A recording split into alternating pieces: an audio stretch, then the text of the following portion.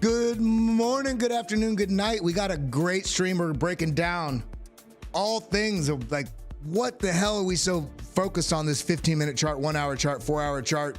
Price is going to move around, but there are so many things right now preparing us for the ultimate bull market. And not only that, if you're prepared now, you're getting in before the institutions really get involved. So let's dive into this. Everybody throw a 1 in chat if you're feeling good, if you're feeling grateful. Throw a 2 in chat if you've already done your push-ups. I cannot put a 2 in chat right now because I have not yet done my push-ups, but I'm about to. So everybody do 30 push-ups with me. And let's get this going, baby. Let's vibe.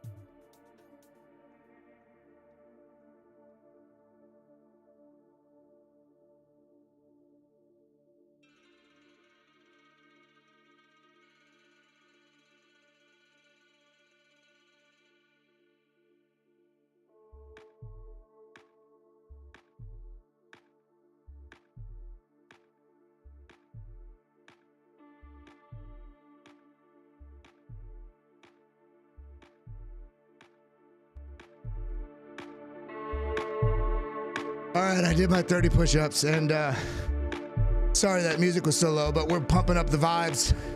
I want to see everybody hit that like button, hit that subscribe button. We got 31 in the room, only 22 likes. We got a great stream lined up today. It's gonna pump you up about your crypto. I'm telling you.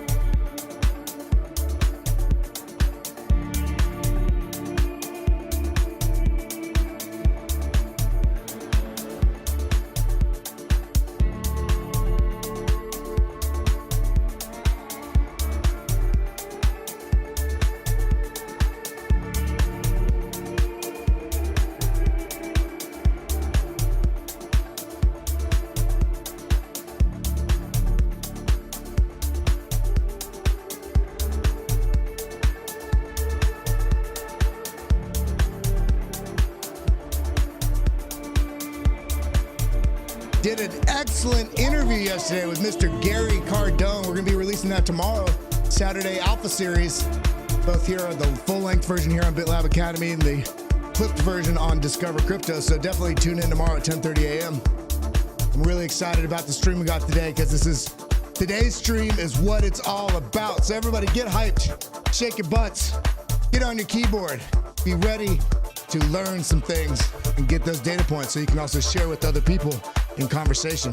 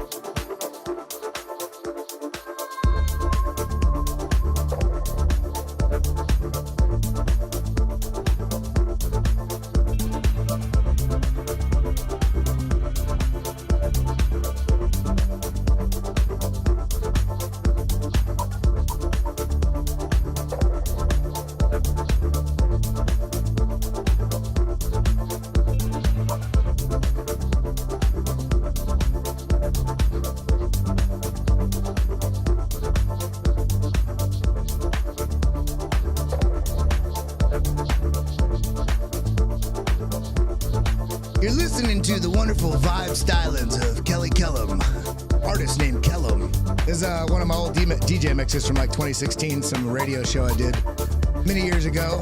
I got tired of playing the same music every day, so I figured I'd play my DJ mixes until we get some sort of strike on YouTube. All this stuff is underground stuff, so it shouldn't have copyright infringement. It's good vibes, but I hope you're all enjoying it. I want to see roll call. We're starting to get more people in the room early, so let's do a roll call early today. Let's get those lab coats. Let's get those microscopes. Let's get those test tubes, baby, because we are cooking up some stuff today. Everybody, I hope you're feeling good. I hope the music gets you a little bit more vibe in the morning. Let's shake our tail feathers. Hit that like button, hit that subscribe button. We're going to be diving in here in a few minutes.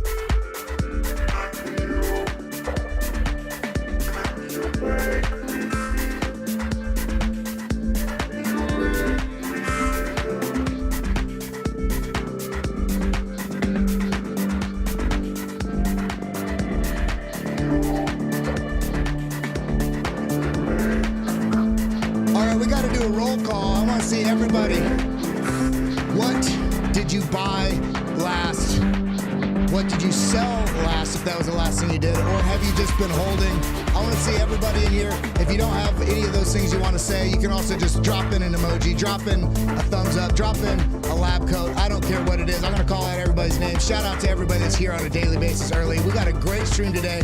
I hope this stream pumps you up about the digital asset marketplace. Bitcoin, Ethereum, crypto. The entire world is being taken over in the best way possible is by something that all of us can participate in and we can be in before the majority. So let's do it. We got Karen Swigart Harris, JS, Justin Eubanks, B Team Crypto, Hodl Me Harder. Who else we got in here? Matt C, Justin Eubanks, I'll say again. B Team Crypto, Brad Guidell, my man, Alexander G. I'm George 2, Kyle Owen, Makudo the Gamer, Red Elephant, Kate Pulliam. Who else we got in the house today? Ryan Oligny, Mark Harris, Crimson Caravan Company. We got everybody in here. I love that we even got, like, for instance, Crimson Caravan Company and his girlfriend's all usually in here too. Crimson's girlfriend. We're bringing in whole families, baby. I love it. And also families that are just starting. So, Mr. Blake, Dimple Paw. Oh, man, we got the whole crew in the house. I think I saw Gia S in here earlier as well, so I'll shout her out. Bit Voodoo, how you doing? We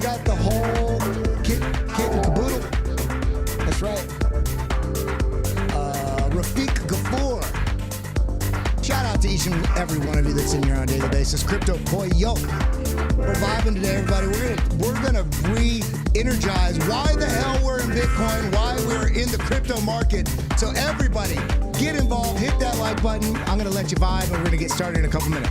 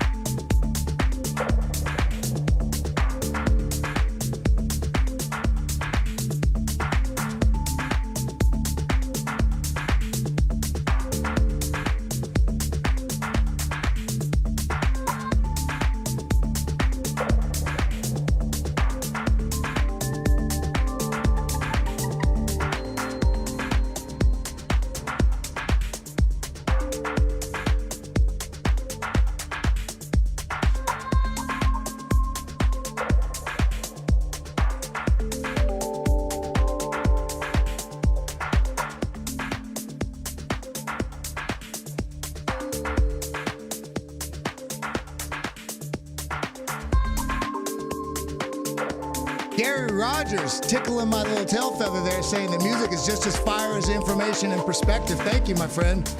This is I'm a professional DJ. This is, I've been obviously only focused on crypto for the last year or two, but this is an old mix.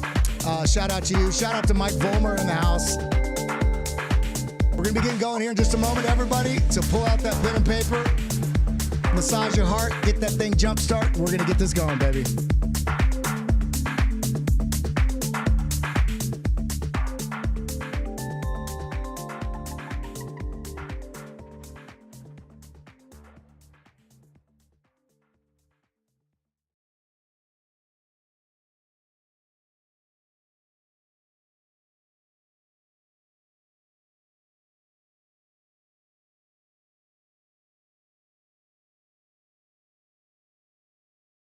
Good morning, good afternoon, good night, wherever you're tuned in from. Welcome to the BitLab Academy. This channel is all about bringing you honest, unbiased perspectives on the market, helping you understand what's going on, not only in Bitcoin, but broader markets, so that you can really grab an edge from the data sets that are available to us so that we can foreshadow what's coming in these markets and also have the strategies in place so that we can dominate what's happening and so we can take advantage of the best opportunity of our lifetime. And that is Bitcoin, that is Ethereum, and that is not all, but many of those altcoins out there. We're gonna teach you exactly how to engage with this market, pick the right assets, allocate your capital in a way that can make you money rather than you jumping in this market excited only to donate your money away. Yes, I said donate, but it's donate your money away to people that have a better strategy. We don't want to do that. You're not going to do that. That's what this is all about. If this is your first time here, I can guarantee you this is not going to be your last time here. My name is Kellam. Welcome to the BitLab Academy. In today's stream, we are going to relight that fire if it's burned out in you. And if you don't know about this, we are going to absolutely light that fire of why Bitcoin is such an important thing, not only to ourselves, to our wallets, to our idea of where we can go monetarily, but also how it's going to affect the entire world, institutions, retail, ultra high net worth, you know, the little fishies out here swimming, trying to swim like big dogs in the sea, like me and like you. It's okay, we're shrimps, but we can swim with the whales and we can make sure that we can turn into fat shrimps. I'll tell you that right now. Hit that like button, hit that subscribe button, ding the bell. We're gonna be diving right into it today. We're not gonna, I'll leave it there. First things first, make sure you follow me, follow the correct Kellam. There's only one right here at KELLYKELLAM. Also, make sure you're following the BitLab Academy right here at Academy BitLab. If we get over 200 likes in the video today, I will give away a 3-month BitLab Pro membership. That's right, we'll do it. Let's get that up. And by the way, if you're watching this at a later point, this is just incentive for you to come and get involved in our live streams. We're Monday through Friday, 10:30 a.m. Eastern time here at youtube.com/at at BitLab Academy, or you can just search BitLab Academy. And in addition to that, what else did I wanted to say? Make sure you check out bitlabacademy.com to get the best education and really understanding, getting yourself jump-started for this market. And we still have, and I'll be turning this on and off periodically, but we still have this coupon code, GIVEME30, to dive in with our indicators or to dive in only with the courses. To getting involved with the paid memberships also gives you access to the premium Discord. So with that all the way out of the way, I wanted to talk about a couple things. What did I want to talk about? I wanted to talk about a couple things. Bitcoin, whether or not you have altcoins, whether or not you're like, no, man, this gem is going to be the thing that makes me rich. Well, I can guarantee you with a very high probability, if you have all your eggs in one basket, you might be doing yourself a disservice. So let's back up. Let's zoom out of everything right now. Let's zoom out of these altcoin gems. Let's zoom out of which coin we think is going to 100x. Let's zoom in to the asset that really lit the world on fire in terms of what is possible when you have a decentralized network that has grown to the adoption that it is, and then answer that question. Is there still juice in there? Is there still juice to squeeze? Is there still huge profits to be made? And I can guarantee you that I think there is. I can't guarantee you that there is because there's no telling if all the electricity in the world tomorrow is going to turn off. But with very high certainty, I can say that I personally, and this is not financial advice, I have ultimate faith that the metrics of this asset only indicate that there is an astronomically high upside compared to where we're at right now. I did an interview with Gary Cardano yesterday, and you'll be able to find it here on YouTube, here on the BitLab YouTube. And we talk a lot about this, and it just got me thinking about how focused all of us are far too often, far too regularly. We're myopically looking at these time frames because we don't want to acknowledge that. Remember, I say on this stream all the time, know thyself. We don't want to acknowledge that we're greedy. Do you realize how fast Bitcoin has grown comparatively with other equities, with other assets, with other markets? It has grown astronomically fast. And yet we want to get on a 15-minute chart so we can trade and, really, amplify how much money we have in there. And the majority of us, and I want everybody in chat right now, let me know. Have you, I don't want to say have you lost a significant amount of money? Have you overwhelmingly been positive in your trading experience, especially in the first year of trading? Or did you have a lot of losses that you had to endure? Because the truth is, if you're still here and you endured those losses, I congratulate you, hand to heart. I took a huge amount of losses in my first couple years of trading as well, but I learned from them. The sad fact is most people don't have the patience to learn from it. They think the market's scamming them because they're not taking responsibility for their own actions. And one of those actions is being patient, stepping back, saying, I don't know this well enough to compete with the world's best. In these markets, you're competing with the world's best. But that should not, right now, I want anybody watching this, especially if this is the first time you've watched a crypto video, I do not want that in any way to dissuade you. What I'm dissuading right now is learning to walk before you try to run. And in this case, with Bitcoin, trading is an astronomically useful tool if it is implemented correctly with healthy strategies, understanding risk management, understanding that the market is there for people to make money. So whether or not it's an institution or an individual, an ultra high net worth person, or somebody that's only got $1,000 in their account, everybody's competing for the same nuts, okay? So the question is, are you nuts? Because I know I am. So let's go ahead and dive into what I want to talk about today. Jumping on into this chart, we're zooming out ultra macro. Right now, we're looking all the way back to about 2012, 2013, all the way to the current price action. Now, if anybody, I'm sure almost everybody watching this live has seen this chart before, but I just want to remind, it's good for each of us to remind ourselves where we came from so we can have a better estimation of where we might be going. This will quell fears. This will help give you confidence in patience. Patience probably being the ultimate number one thing that will bring you profits in this space. Patience is also responsible for your education. because you cannot educate yourself unless you are willing to say, maybe I shouldn't run right now. Even if you ran already, you tripped, scuffed your knee. But the ability to have patience allows you to take that step back and get the education or the practice or the reps you need, practice trading or paper trading or doing whatever you need to make sure that you can take advantage of this market rather than having the market take advantage of you. That's what this is all about. And that's what we're doing here at BitLab Academy on these live streams and also inside of the BitLab Academy website here at bitlabacademy.com. So get involved with this if you haven't yet. Jump into all the various courses that we have here on BitLab Academy. For whatever reason, when I do these streams, my internet does not show me patience. But we got all kind of stuff here to help break down, and we have a lot more coming, just to let you know, bitlabacademy.com. Now, jumping back over here, I just want you to notice these massive impulses. What do I mean by impulse? Quick movements in a direction. These very fast movements. Look at this, up. And then, okay, we have this large period of a sort of a consolidation, right? Accumulation consolidation here. Prices basically chopping around a zone, finding a bottom. This is a top. This is a bottom. This is a top. This is a bottom. This is a top. This is a bottom. Now, what do you notice? This may seem basic. Stay with me. Be patient. Hit that like button. Hit that subscribe button. Ding the bell if you are down for patience, because this is what gives us the ability to navigate these markets. What do you notice with what I just did? High, low. Where's the next high? Is it above or below the previous high? It's a higher high, and it's a higher low, and then it's a higher high and a higher low.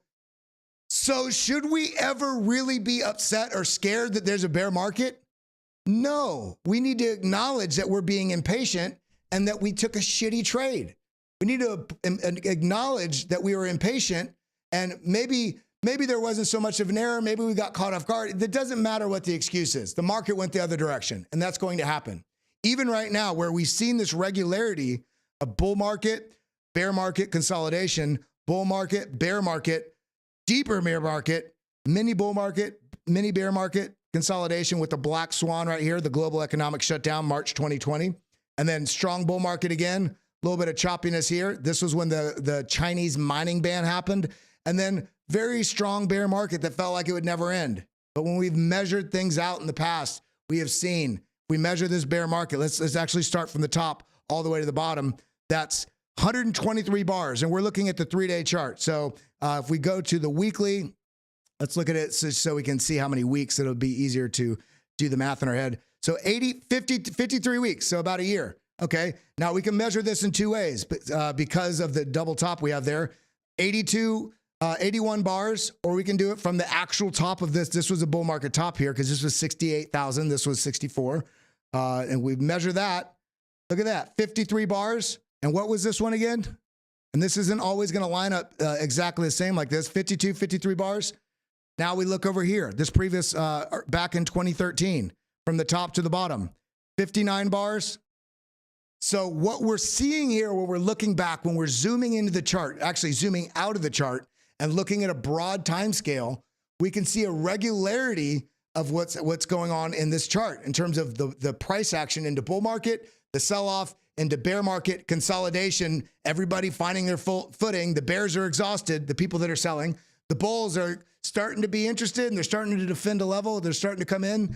And as that happens, the psychology shifts, and you ultimately get the push up because now the bears start flipping bullish as well. And that's when you get this strong move to the upside. Now, in addition to this, I just want to point this out just in case there's anybody watching now or in the future that doesn't understand Bitcoin halvings. If we turn on the Bitcoin halving cycle, which remember, this is just throwing that rope back for beginners. Everybody needs to understand this. Every 210,000 blocks, there's a block roughly every 10 minutes. It's not exactly fixed at 10 minutes, but roughly 10 minutes, 210,000 blocks. Then the miners that are securing the network and essentially processing the transactions, and they're all coming to consensus to do it. The miner that basically wins the contract, think of it that way, wins the contract to process that block, gets a mining reward.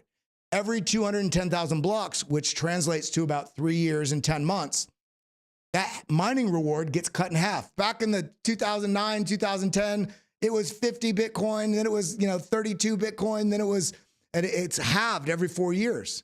And that reward that miners are getting, and this is very important because we will always have a halving coming up, but we have a halving coming up right now. It's September 15th, 2023. We're going to be having a halving sometime around April 2024. And so when we're so concerned with what's happening with this choppiness in the market, as we've seen recently, we can look back to the schedule that Bitcoin is on based on the way the underlying code is for Bitcoin, that all Bitcoin miners on network that are processing transactions are adhering to. They're all participating in this on a basically equal level in terms of, this is a code, this is what we're doing. There's been a 4-year cycle that Bitcoin has essentially operated on. So if we're feeling like, man, this is such a bear market, it's never going to end. Well, let's look at the schedule, the programmatic schedule, because all those mining rewards, remember, are inflation. So why does that matter to what's happening to the Bitcoin price? Because that inflation essentially is programmatically reduced by half roughly every 4 years. What's the number one thing that's been on the talking point of all governments in the world in the last 3 years since the pandemic? Hyperinflation, runaway inflation. Oh my God, I can't believe gas is this much. I can't believe food costs. Eggs cost how much? Do you know that the buying power of the US dollar has gone down something like 90% in the matter since the 70s, since we went off the gold standard, AKA the US dollar is not backed by anything. So this argument that anybody ever presents, but Bitcoin is magic internet money. Well, what the hell is the dollar backed by? Bullets? Okay, well, that's going to end at some point. Every fiat currency in the history of the world has had a trajectory that has been on that's been roughly 80 to 150 years. We're coming up on that now with the US dollar. Now, does that mean there's going to be another country's world reserve currency? I feel like now, in a way, this is a little bit of speculation, but we have an opportunity now as a globe to have a currency that we can all transact in that is not tied to a sovereign state or their motives or their underlying, secret agendas and, pressures and sanctions. We have a country agnostic currency that already the globe is starting to agree to by the nature. I'm going to show you some numbers here in a little bit.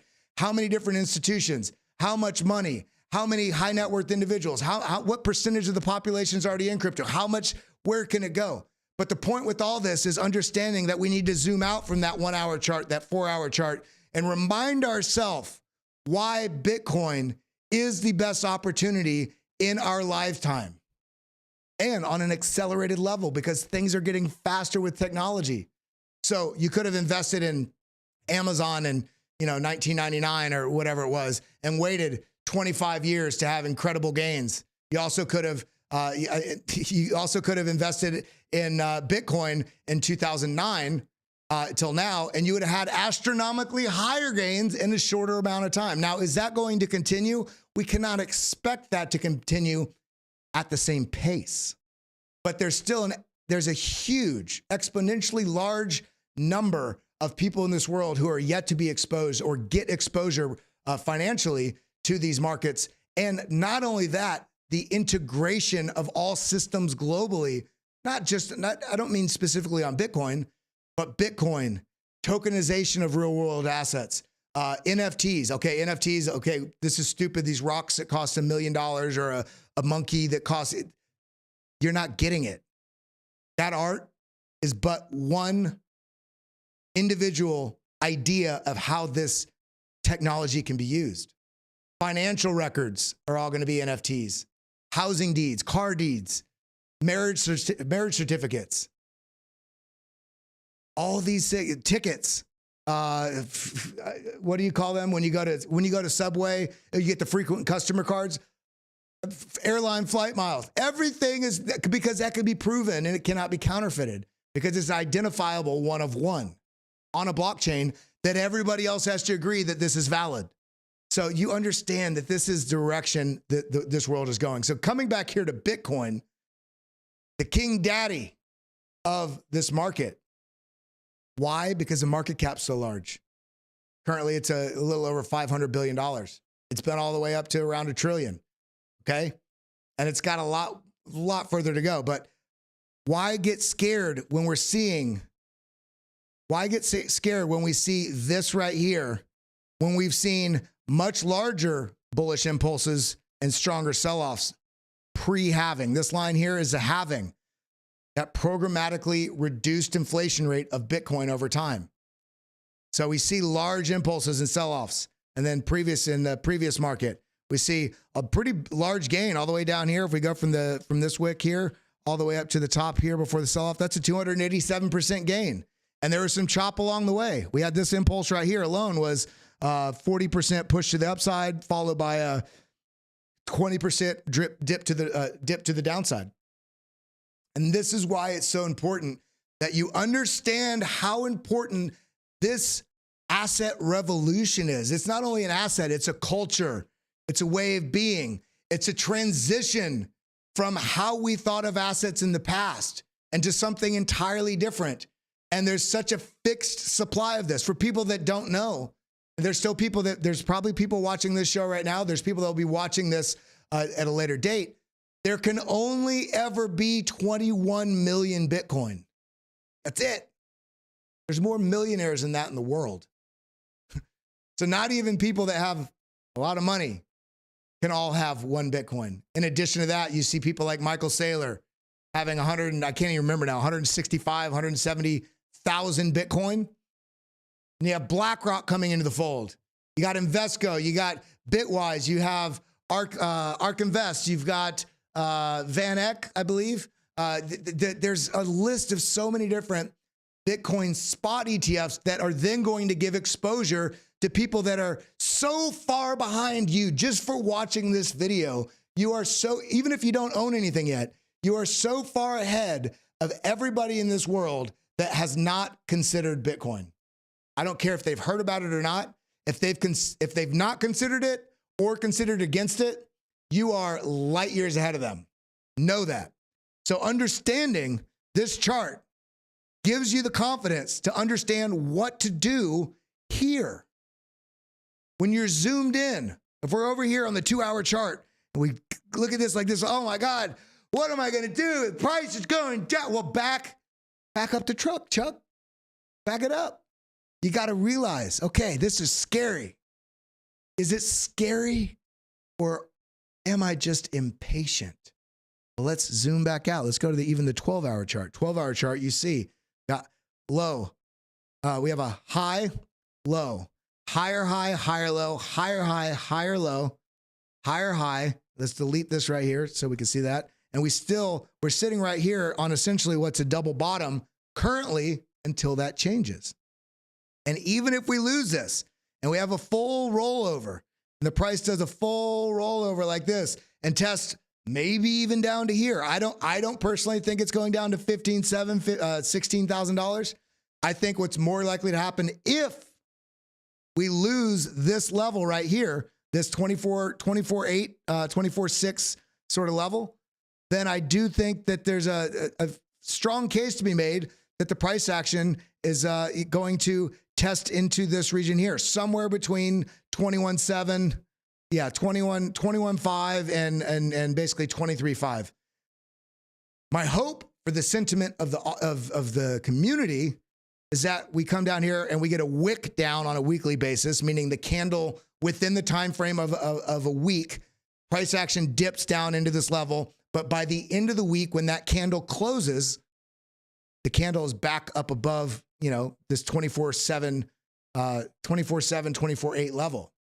But I don't need that to happen because why? I come back out to the 3-day or the weekly chart and I go, man, even if this dips down, I understand that there's a fixed supply of this asset and everybody in the world is clamoring to get it. And I know this by the fact that the retail that doesn't know that they want this yet, I know this because institutions have been making plays and setting up the fundamentals and the tools and systems and frameworks and financial services. For instance, when BlackRock did their spot ETF application, they didn't consider that last week to do it. They've been looking into this for 3 to 5 years. All the while, Larry Fink would go on TV and say Bitcoin is an index for money laundering. Why would institutions do that? Because they can see the fundamental beauty that is this asset, Bitcoin. And then in turn, we have other incredible assets out there as well. Ethereum, Avalanche, Cardano, XRP, and everybody, you can argue with me one way or another if you like one or don't like another, or that's not really crypto. All that's irrelevant. At the end of the day, all these assets that have utility that are displacing and disrupting other systems that have been in place, legacy systems that have built-in markets and the need. And you have a better opportunity for them with lower fees, that's faster, that's more transparent, and hypothetically for a lot of these more decentralized, but definitely moving in that direction to be more and more decentralized. There's no other way to look at the data other than the world is changing before our eyes. And each one of you are riding that train with me. And I hope for every one of your family members, your neighbors, our doctors, our lawyers, our countrymen, I hope for everybody's sake that they can get out of their own way from the FUD narratives that have been absolutely prescripted into our brain from news media, from people like Larry Fink, from people like Jamie Dimon, telling us this is bad, it sucks, this is no, this is, and now we find out they've been setting up their infrastructure the whole time to get involved. What does that say that they think about you as a retail consumer? Because remember, you are their product. They make money off of you. They don't make money off their services. They make money off of you. And so I hope for everybody's sake, friends, family, everybody watching this channel, anybody that's new here, anybody that passes by and hates me, I don't care. Everybody in the world, if you see this video, I hope you understand the opportunity that's before our very eyes. And with more than anything else in the history of the world, it's not snake oil and has verifiability because we can look into the data. This is just a chart, but we can look into the data. Coming over to Glassnode. Where's Glassnode at? Coming over to Glassnode. We can look into the data and understand the fundamentals on a real basis. As a retail consumer, I need to wait for somebody else to write me a report to or wait for a quarter to close or a year to close to understand what's going on. I can log into Glassnode or go to lookintobitcoin.com, by the way. It's a free on-chain data site for any of you that don't have a membership to Glassnode. But you can see stuff like this, total addresses. Okay, here's a price. Man, a lot of noise, but what is the adoption rate doing? What is the total addresses? Are we increasing in addresses or decreasing? Has there been dips or this only been going up? Now, of course, when you're investing, when you're trading, when you're trying to figure out what to do with your capital, we do not only ever look at one data metric because it could be skewed. People could have made wallet addresses and then lost all their money and left their wallet open. We have to consider that. So let's look at some other things. Okay. So sending addresses. Scaling up over time. Some chops in, right? Receiving addresses. Chopping around. There's activity on network. What do you want to do if you're thinking about a product? Think of Bitcoin separately, and it's not, but think of it as a business that has services, right? How do you gauge the value of a business that has services? What's the activity? How many people want to go there? Does it have a line for waiting? What are their transaction fees? What's the revenue? How secure is it? In this case, it's a network. How secure is the network? How big is the network? You get all these fundamental data points that tell you if you're in, you're winning. If you're in up here and selling down here, I've done it, so I'm not calling you out, but I'm calling all of us out. Then we're just straight up dum-dums. Why? Because if you bought here, and there's two reasons why. If you bought up here and the price drops down to here and you needed to sell that because that's money you needed, well, then you're not allocating your capital correctly based on your risk tolerance level. And additionally to that, what would you say is a better tenant to make money? Buy high and sell low, or buy low and sell high? This goes back to what I was talking about before. Patience. If you bought here, because you believed in it and the price drops. And then you buy again up here and then it drops again. You're like, every time I buy it drops. Well, no, your strategy is screwing you. And you're just grabbing the butter, grabbing the lube, saying, give it to me, cowboy. That's what you're doing to yourself. So we got to make sure that we understand this market and understand where it's going. So we're not jumping in because it's finally past previous all-time highs. Now, if you have a DCA strategy, which is dollar cost averaging, meaning you're not caring about the price on a daily basis looking at charts, you just have a schedule every Monday or the first Monday of every month or whatever, you're buying regularly over time, then you're averaging the price on the upswings and the downswings. And so you're getting exposure regularly throughout the market. Now, there's other ways you can do that to make it even better using on-chain data metrics, identifying good areas to accumulate down in these sort of lows and good areas to offload near highs, never getting the absolute bottom and never getting the absolute top. But the point is, understanding where this market is going should give you a little bit more confidence to be a little bit more patient in this market and not get so frustrated when you see, on this. Essentially, if this was a 4-hour chart, what would you call this? If this was a 4-hour chart, this would be called a bull market. Meanwhile, all of us are so greedy and so impatient. We say, oh man, it's a bull market, bear market, bull market, bear market. Oh, another bear market, bear. No, zoom out. On the macro scale of Bitcoin, we've only ever been in a bull market. Think about that. Think about that. And here we are, most of us taking ill-advised trades with bad strategy or ineffective strategy or no strategy, trading away our money. Now, in no way am I saying that trading is the worst thing in the world. No, I'm saying learn to walk before you run and understand the asset that you're getting involved with so that you can have, if you do make a stupid choice and you bought up here at $17,000, does that mean just sit still, sit on your hands all the way till we're back over here at 17,000 and then you have confidence again, so then you're buying on the way up? You're just bringing up your average entry. If you believe in this asset, if you bought up here and maybe you bought before you believed, somebody just told you about it, you had a friend make money, you bought up here and it dropped, but you start educating yourself. You check in here at BitLab Academy, or you become a member of bitlabacademy.com, or you watch Frankie Candles or CryptoFace or Gareth Soloway. There's so many people out there giving a lot of great information.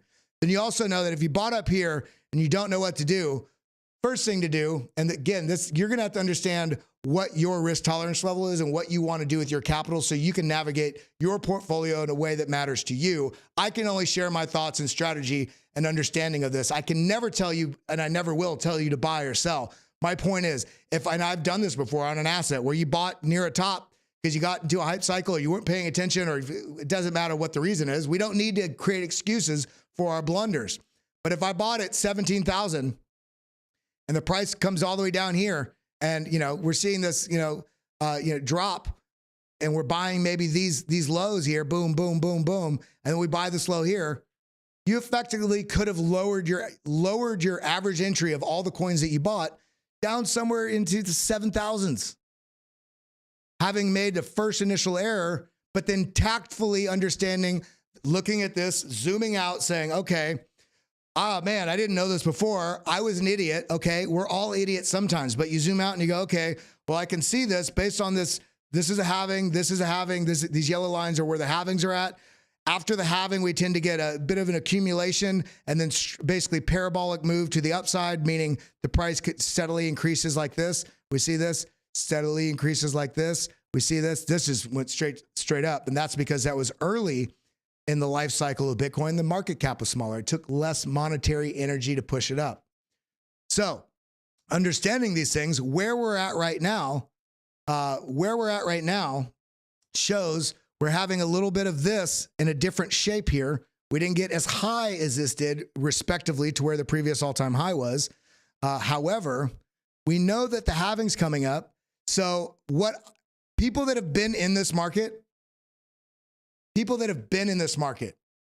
it's frustrating to listen to them if you're newer in this market, because I see the halving right here And I would dream of Bitcoin going down to 16,000 or 18,000 or 19,000, somewhere, even in the low 20s. People that are new in the market, like, oh, that's the end of the world to them. They feel like Bitcoin's dead because they don't have the data to back it up. Now, I want to zoom out of the charts here real quick, and I'm going to give you some data points that's going to give you some ridiculous, not hopium, it's going to give you data points to lean on to give you confidence to understand where this might be going. All right, so coming over here, the first things first, this is more current. This is going to stack into what we're saying. We see Deutsche Bank partners with Taurus to provide crypto custody services. Now, do I care about Deutsche Bank? I don't give two hoots about Deutsche Bank, but what this builds into, we see BlackRock getting in the fold. We see JP Morgan building their own blockchain. They also are doing like JP coin or something like that. We've got Bank of America has exposure to Bitcoin. We have Vanguard, Van Eck. I mean, there's so many different institutions out there that are building their war chest to be engaged with Bitcoin directly. Think about this. People don't have to own Bitcoin to affect this market and drive it forward, especially large institutions. They can also sell the tools and services for those industries. People that made the most money consistently, like the average person that was in the gold rush, that was sifting for gold, the average person did not make money. There was statistically few people that really struck it. But you know who, huge percentage, the people that made money, people that sold them the sifting pans, the pickaxes, selling the tools and services to those out there chasing the greed. So as these different banks and different institutions get involved, and I'm just using this as one example. They have like $1.3 trillion in total assets and another almost $1 trillion in assets under management. Just another thing. And this is a European-based bank, but we're seeing this also with BlackRock. We're seeing it with Bank of America. We're seeing it with, all of these major banks and institutions. We had Franklin Templeton the other day, which is a major financial services provider, financial manager. So we don't need to get into the data here. My point here is this isn't one story. All of 2023, it's just been like, can you believe the news we got this year with XRP winning the case against the SEC, with BlackRock coming out not only with a financial services, with the financial services product, the ETF, the spot application. We got ARK Invest, Invesco. I've said all of them before, but we have so much good news that's happening on a daily basis, and yet the price, we're so sad that the price is not doing anything. For investors, this is what's known as fundamental bullish divergence. We're getting strong fundamental developments that are changing the underlying infrastructure and the access points and the awareness factors and the stamps of approval from different institutions and different brands that are all saying, I believe in this. And little old ladies are not listening to Kelly Kellam on BitLab Academy. No, she's not here jamming those vibes before the stream happens. No, she's listening to what's his name? Jim Cramer. And who's the other guy? Who's the guy? Who's the financial planner guy that's like better than I deserve to be? He's super. I got the book. My mom made me read the book a few years ago. If I was going to get some inheritance money from my grandma, I was like, if you're going to take this, you have to read this book. Dave Ramsey, yeah. And those people aren't wrong. Charlie Munger, Warren Buffett, they're not wrong, but they're so tied into the legacy system that it's going to take these big institutional and fundamental shifts in the sort of global zeitgeist awareness about Bitcoin and how it's being integrated in all these things. And it slowly starts to enter the fold. And so we come over here, we can see, in addition, remember, I don't want to talk just about Bitcoin because Bitcoin is also, I don't want to say the bellwether, but it's the institutional asset in terms of the digital asset space currently. But we also can see the future of finance is firmly migrating to the rails of decentralized technologies and the blockchain, which can deliver trust and efficiency to the market. These are two things that the market haven't ever had: trust and efficiency. Think about that. Just those two factors alone makes blockchain technologies better. The drawback with blockchain technologies are they don't have the track record yet. And this is why every one of you that's buying altcoins, and I'm buying altcoins too, but I have it with a managed portfolio. I manage it myself, but I have it in a well-considered, diversified portfolio, understanding that altcoins are, you don't understand, they are exponentially more high risk than Bitcoin. And Ether is more, obviously more risk than Bitcoin. But at the same time, if you're able to look at the fundamental data of any of these assets, go look at the tokenomics on coinmarketcap.com, look at defilama.com, go to Artemis, go to Masari.io, look at the data, that how many tokens, total supply there is. What's the inflation rate at that? What's the vesting schedule? Meaning how long can they be held by different institutions, early adopters and stuff before those can get released on the market? There's so many different things that you need to understand on these assets. And also consider their white paper and how they were launched. It could put them in the crosshairs of Gary Gensler, and we've seen how he acts. So you're taking on a lot more risk. But with that risk does come a lot more gain. And that's the thing people are focused on. I could gain this, but at the same time, they're investing money that they don't have to lose. Taking money out of credit cards, cash advances, taking a second mortgage on a home. Now, it's one thing, and I'm not saying to do it. It's one thing to do that and bet on Bitcoin. It's another thing to do that and bet on Aptos or Render or AVAX. And all three of those, I like those coins, but I would never go into debt to invest in these high risk things. But we have to understand this paragraph right here is saying that the blockchain technology will disrupt nearly everything in our lives going forward. Every one of these altcoins we're picking, you're basically betting on a horse. And this is why we always talk about diversifying your portfolio. Don't jump into crypto and start with Shiba Inu. I apologize to any of you that did that, but I'm thankful that you're here and hopefully you're out of that trash.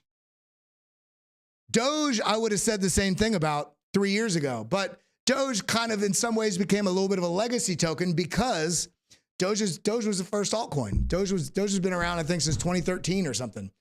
And now there's a huge possibility that, I won't say huge, there's a strong possibility that it could be integrated into stuff on X and with the payments and other stuff. But it's also been around. It has more legacy than anything else in the market other than Bitcoin.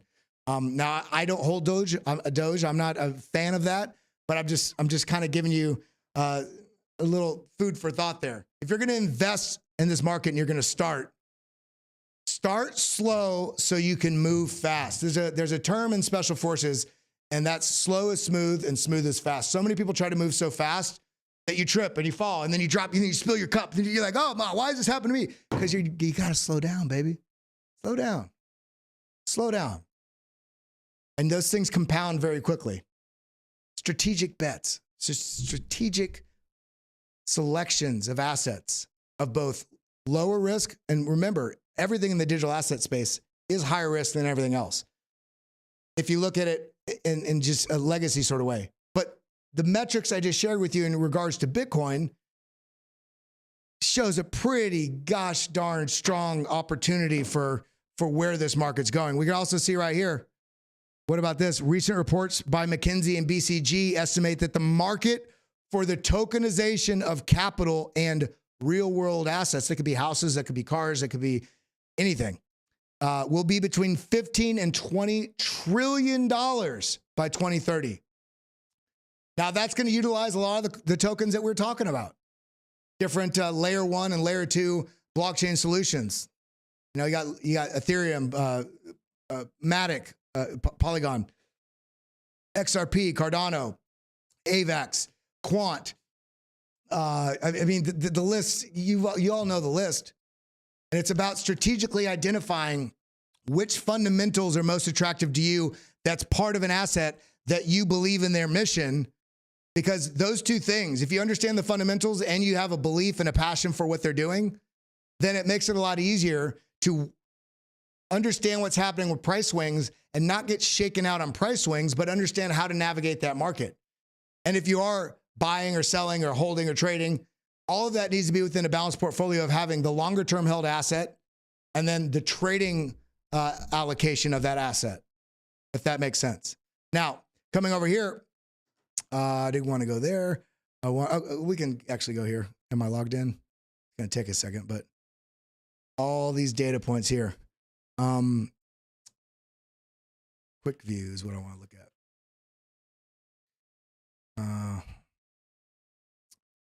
Oh, you know what? I'll go to the next thing. Okay, institutions. We're scared about Bitcoin. Institutions, institutional wallets. This is like 3 or 4 months ago, maybe even longer. Institutional wallets nearing 10% of supply. Data shows that institutional investors now own about 8%. So you have to understand there's a little bit of urgency you all need to feel now.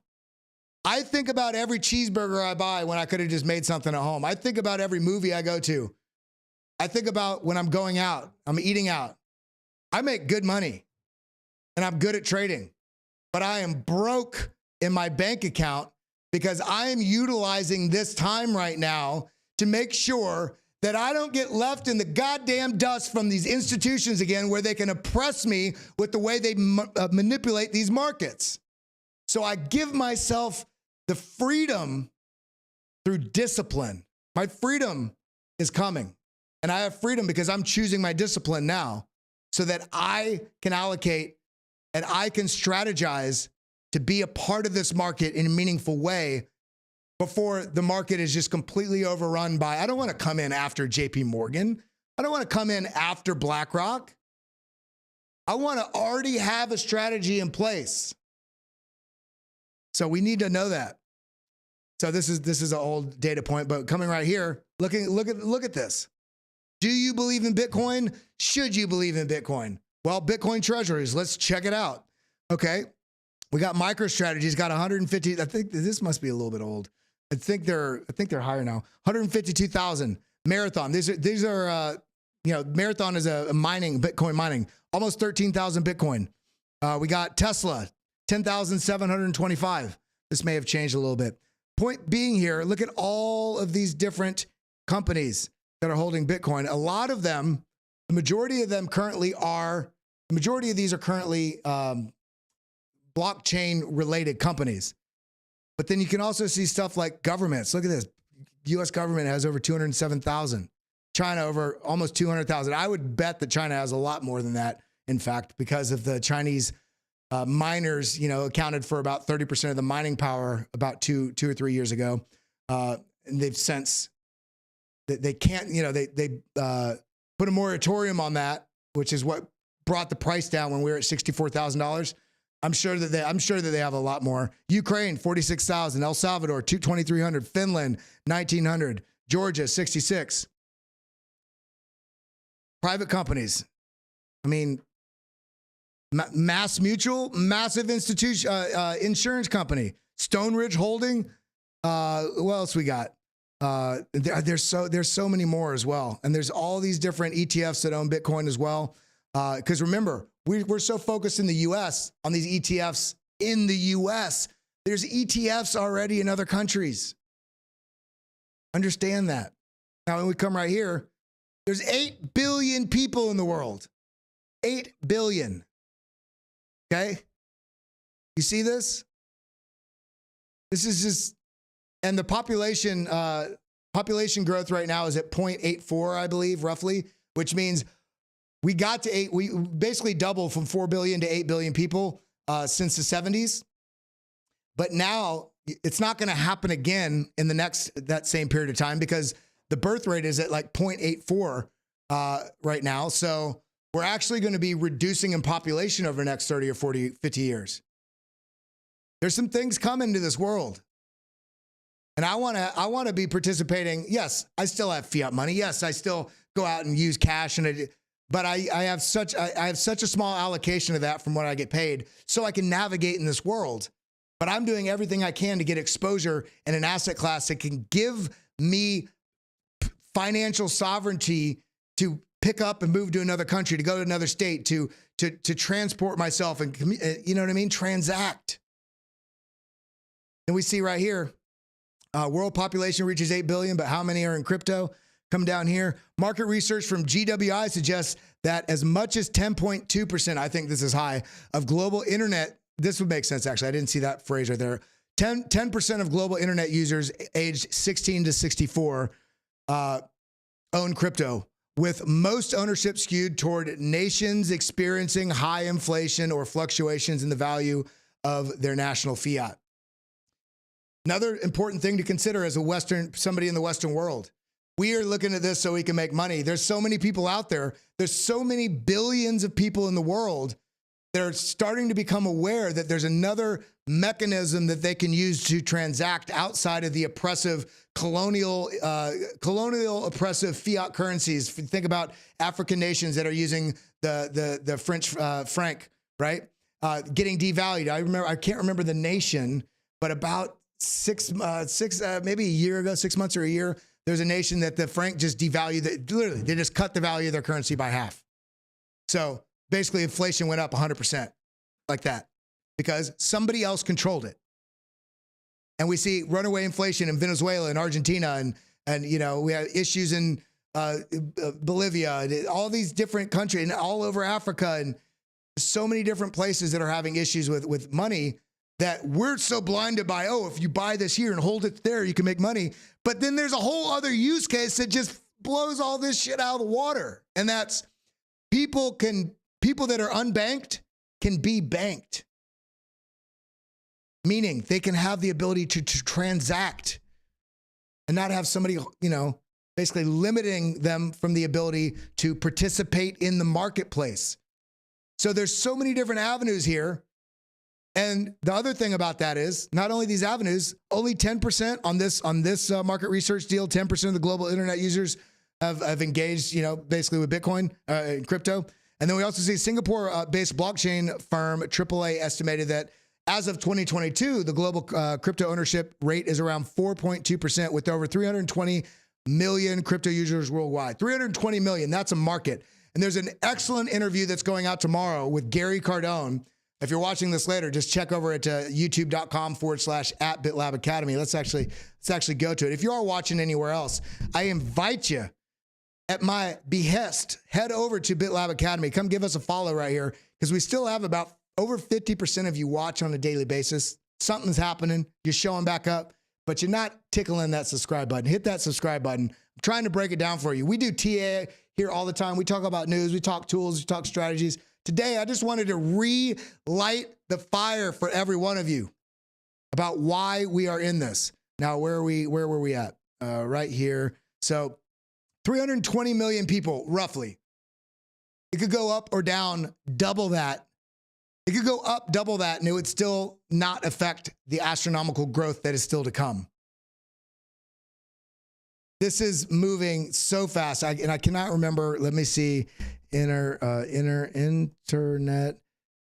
adoption versus Bitcoin. If you have not seen this, I don't know how you haven't seen this. Internet adoption. Here we go. Come on, you're not going to give me a chart? Give me a chart, baby. There you go.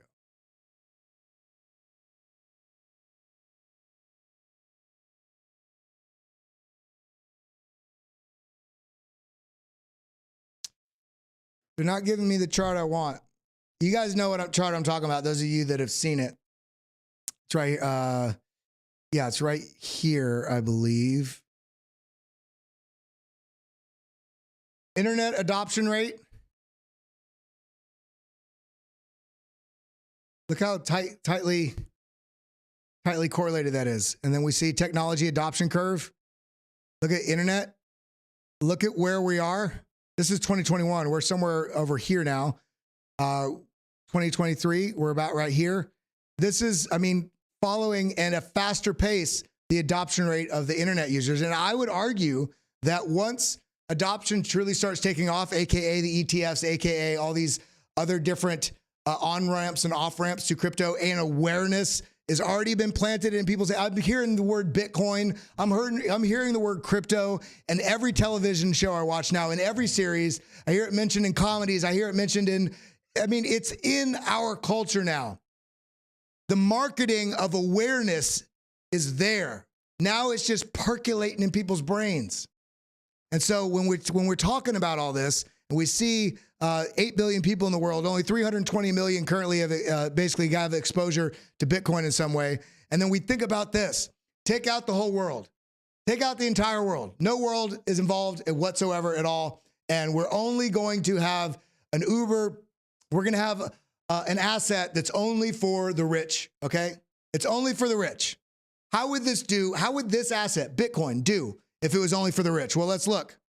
We've got 62.5 million high net worth individuals. Now, high net worth individuals account for just 1.2% of the global population, but control approximately 48% of the world's wealth. So in a way, by cutting off the entire world population, we're really only, it's not as big of an impact on this as you think in terms of adoption. Because there's over 62 million high net worth individuals. These are people that are over $1 million to $30 million. Not even every high net worth millionaire can have one Bitcoin. And we can see on average, let's see, these are things you can do also. I want every one of you right now. I want to really encourage every single one of you that's tuned in right now, or if you're watching it at any point, to really harness this idea of being ambitiously curious. I don't care if you're talking to a neighbor, if you're looking at an asset, if you're learning how to play the guitar. The rules are only meant to be a guideline. Be curious about things. If you don't need an exact guide to do something, say, we got this thing called Google. We come on here, we type in Google, we say, okay, what was I just about to search for?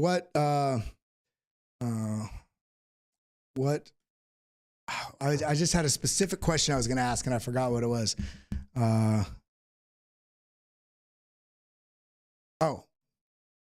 We could come on here on Google and ask, what is the average return yearly on Bitcoin? All.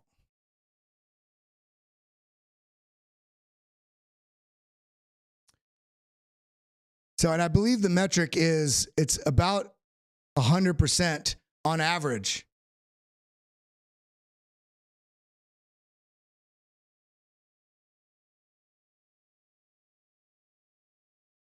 Let's see. Yeah, I can't find it right now. I got a little sidetracked. There's an average return because you have these huge push-ups and then you have these 80% drop-offs that have happened in the bull markets and the bear markets.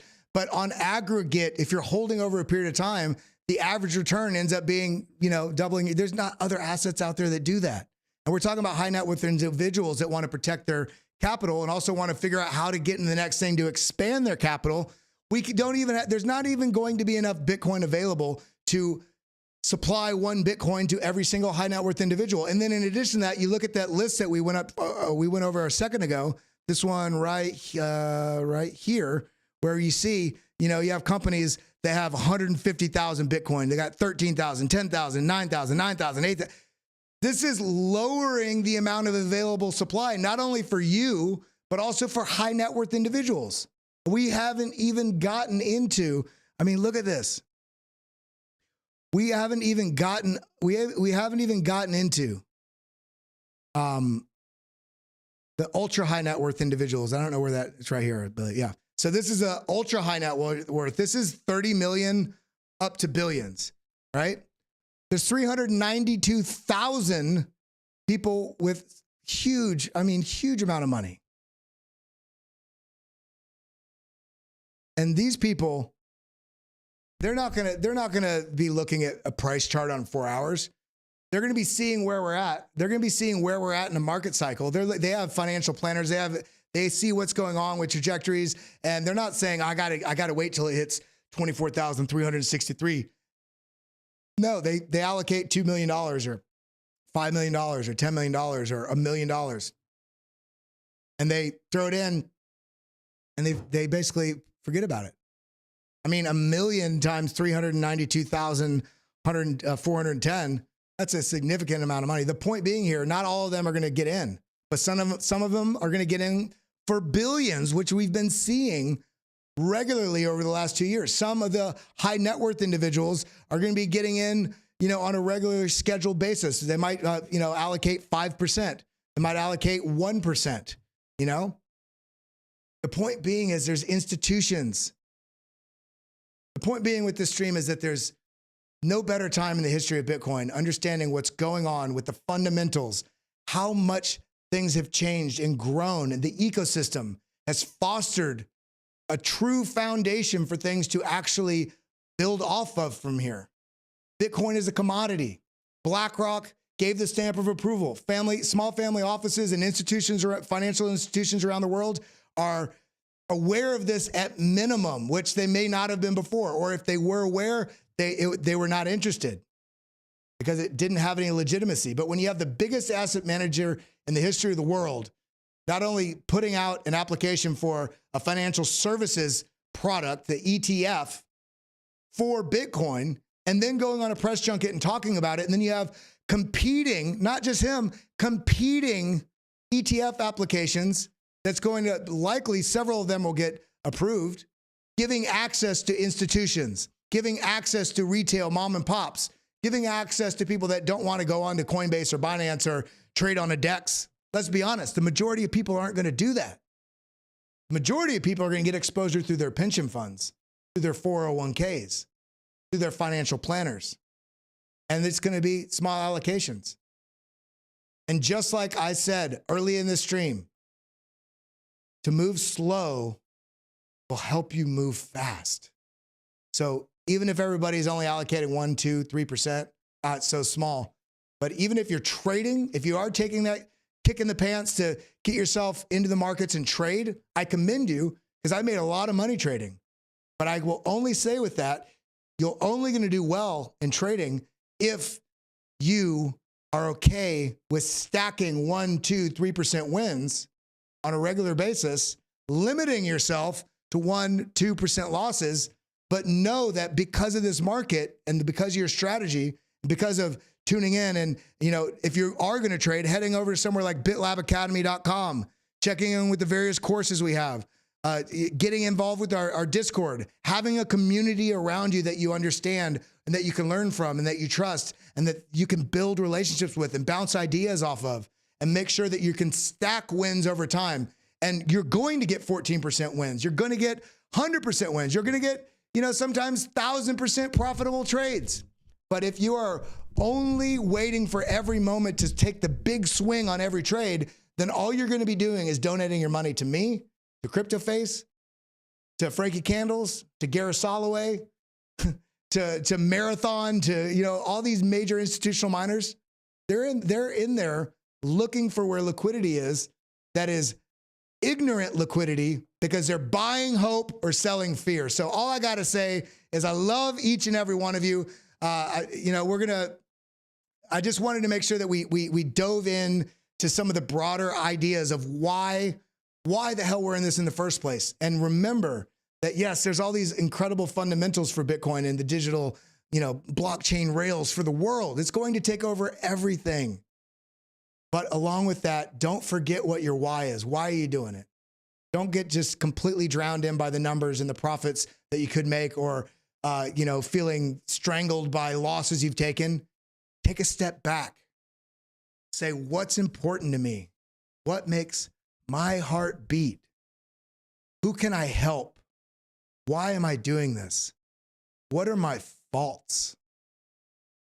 And how can I build strategies in my life, in my relationships, and in the market so that I can live more meaningful, happy life with a hell of a lot more capital, baby? Because we want that. Who are we kidding? We want that, but we want to have it all. So let's do it all. I love you all. I hope you all have a wonderful day. I'm not going to be doing an afternoon stream today because I have to edit that Gary Cardone video.